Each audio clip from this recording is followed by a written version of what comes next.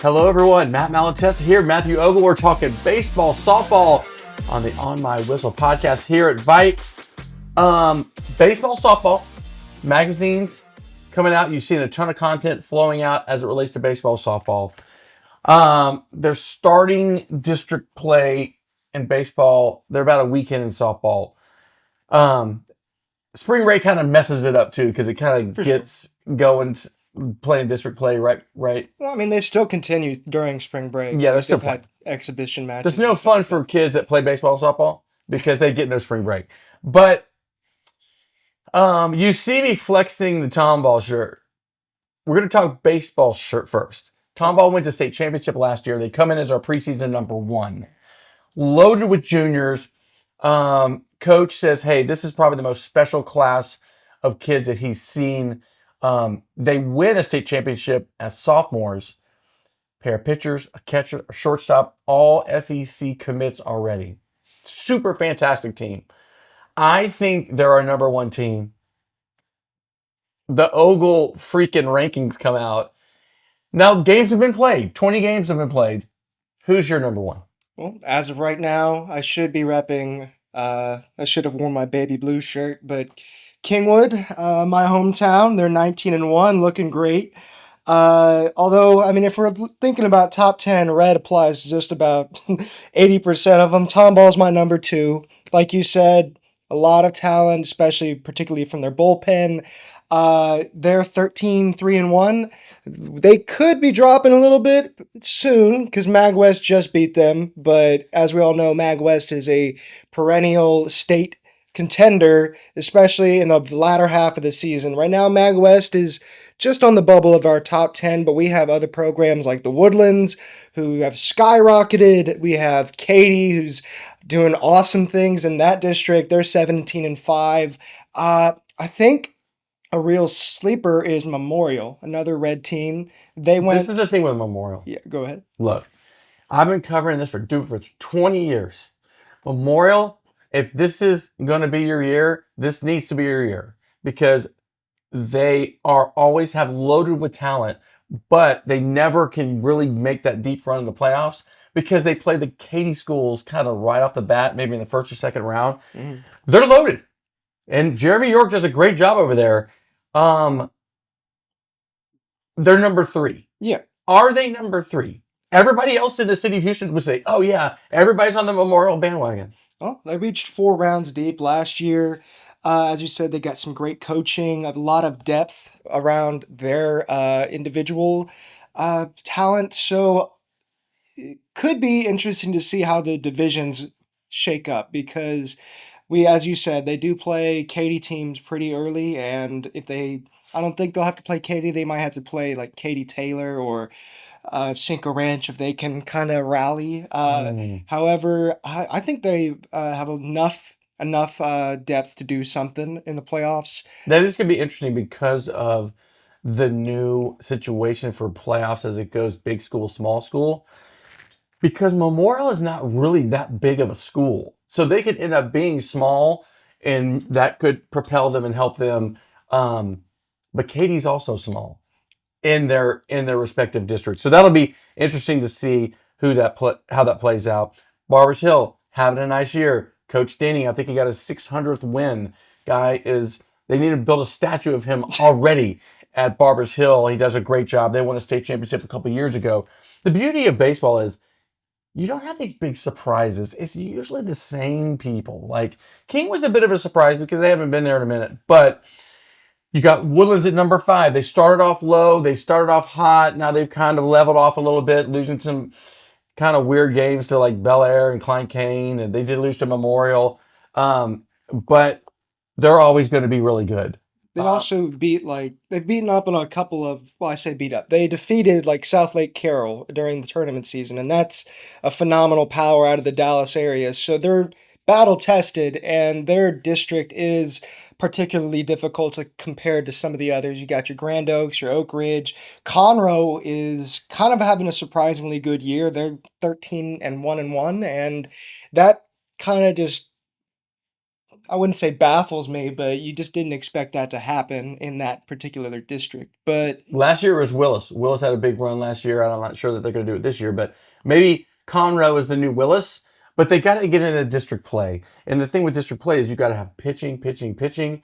Um, the Woodlands should win every year, that district. No doubt about it. Because they've had such a lineage of tremendous players and success and winning state championships, and a coach that's got like 1,400 wins, and Ron Eastman. I mean, they have always been a power. They should dominate that district again. We'll see. I think they might, because they haven't the won district is good.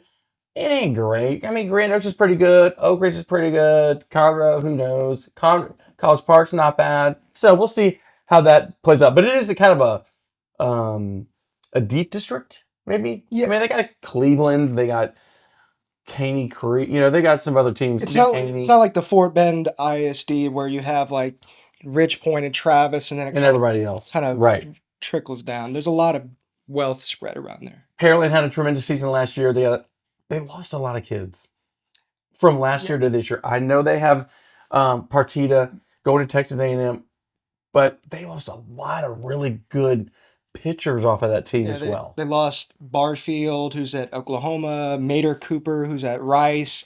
And Partita can't pitch every time. You got to leave his arm to sometimes stay at home whenever he's at shortstop, and he's a phenomenal bat, and they need that more, I think, than they need him as a pitcher, especially whenever you get into those later stages. As you said, another tremendous year. They reached state for the second straight year and lost to Tomball last year. So if they're going to really think about competing with those kinds of bullpens, they're going to really need to restructure, I think, and I think that's what they've been doing thus far. I mean, they've had a solid 13-5 start, and they're getting some reps for the other guys, because Partita, he's pitched a few times, but they got some depth. They need some pitchers to step up. Other pitchers we don't really know that much about. They need them to step up. They got a few other bats too.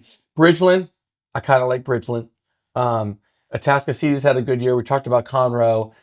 Other teams that are interesting: Cy Ranch, Fringewood, Clear Springs, Mag West. Mag West moves from 5A, where they have dominated. Now they're 6A. They will be small school going Region 2. I think Mag West has got some legs as well. Yeah, I mean, last year they dealt with some injuries, and I spoke with Coach Earls before the playoffs, and I was just like, their record isn't flashy always right away, but whenever the postseason comes, that's their home. That's where they really leave their mark, and it's going to be really intriguing to see how they do that in 6A.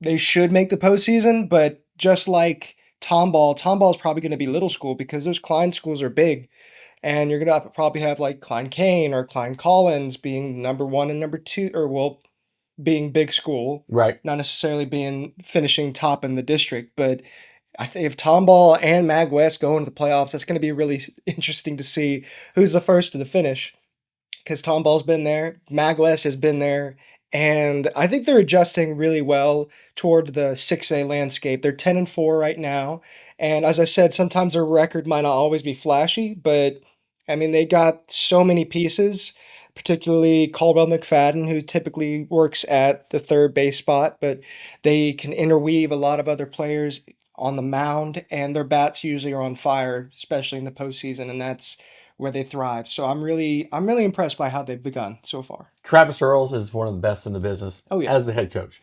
Okay, so yeah, you see me rocking Tomball. I'm going Tomball. I'm ride or die on Tomball all season long. And hey, go to our website. You can check out our gear as well. Check out the links. We'll be pushing out some commercials and photos and stuff like that. Softball, transitioning to softball. Bro, if Katy don't win it this year, they're never going to win it. Never.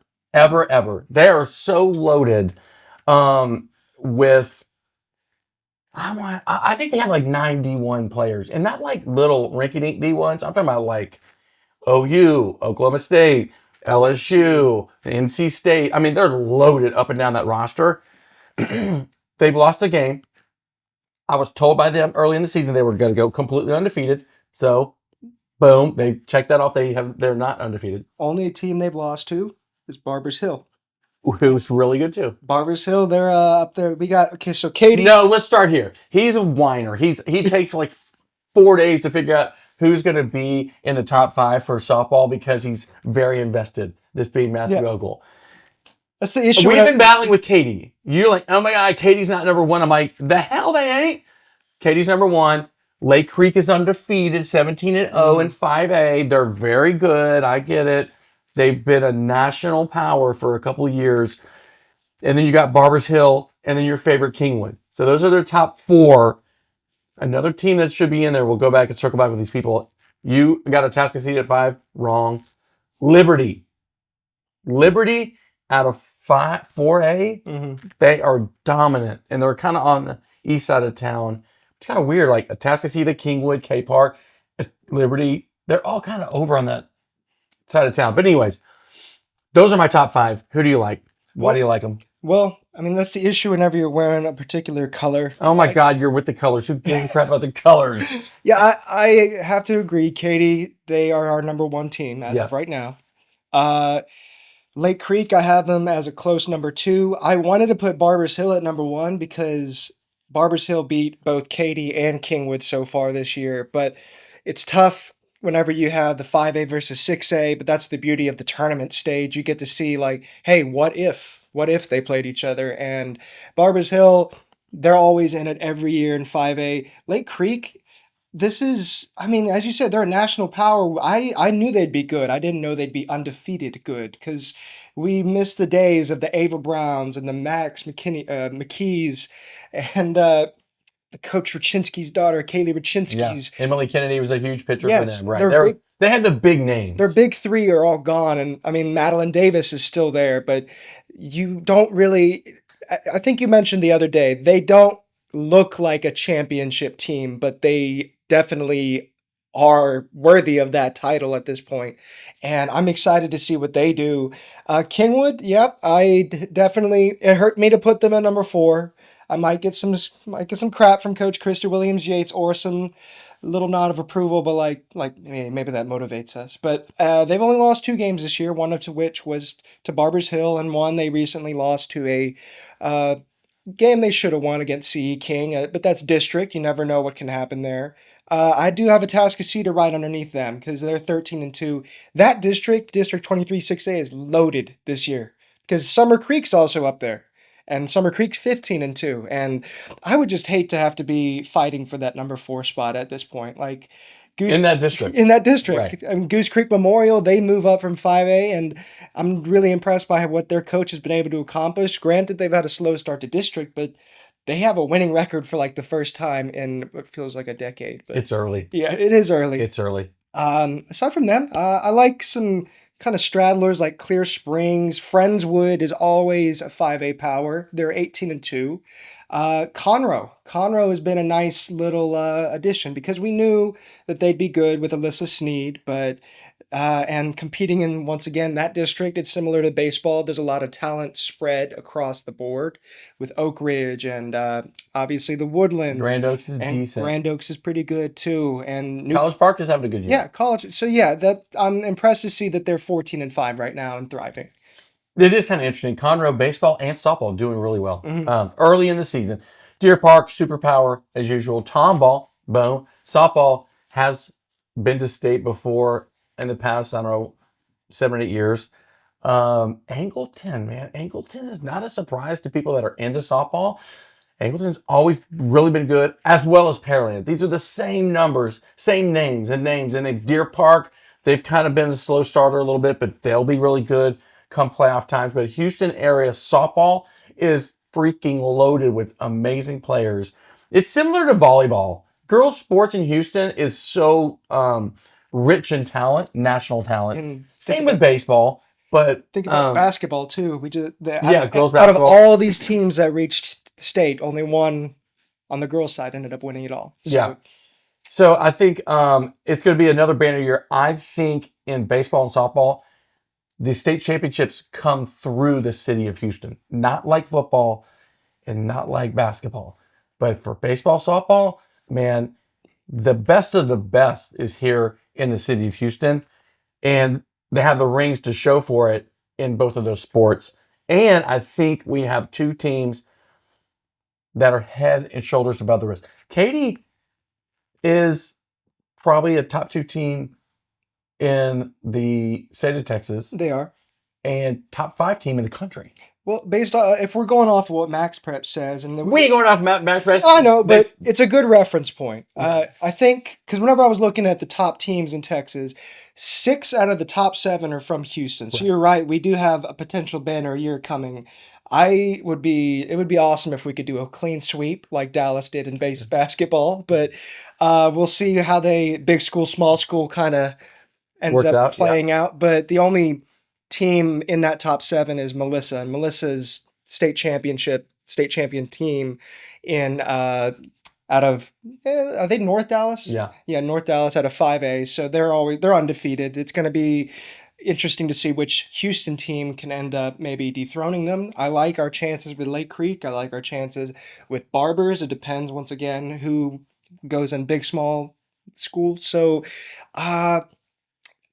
you're right. We do have a gauntlet of teams. Yeah. And that's why this is usually my favorite time of the year, because I mean, one week after the other, I get to go to 2 different state championship games, and they're both in really great venues, and it's a pleasant drive for me compared to going all the way to San Antonio or going all the way up to Dallas. It's a nice trip to Austin, and I'm sure, I guarantee at least 2 Houston teams are going to be making that trip. Fair enough. Okay, so with that being said, just follow all of our content going for baseball. We'll be covering it extensively as the road to Austin or Georgetown. I don't even know where they play. They move it around all the time. Baseball plays at Dell Diamond, I think, for the championship, Yeah. and then the softball championships straight on University of Texas's softball field. Love it. Obsessed. Charlene and Macombs. We're going to check that out. I think you might be right. But okay. All right. So Matt Malatesta, Matthew Ogle, this is On My Whistle Baseball Softball Edition. Stay tuned for a ton of coverage. Also, like, subscribe on YouTube. Follow us on all of our social media channels. We do a great job there. Not just Houston, Austin, Dallas, San Antonio, Southeast Texas. And then we got soccer playoffs coming. We'll talk about that in the next couple weeks. Mm-hmm. Traditional powers, as usual. Yeah, we'll see about that. Mostly the west side of Yeah. town. All right. We'll see y'all at the games. Matt, baseball, softball. And also check out our preview that'll be on all of the shelves at TimeWise and HEBs. And you can order them online. All right. See y'all at the games.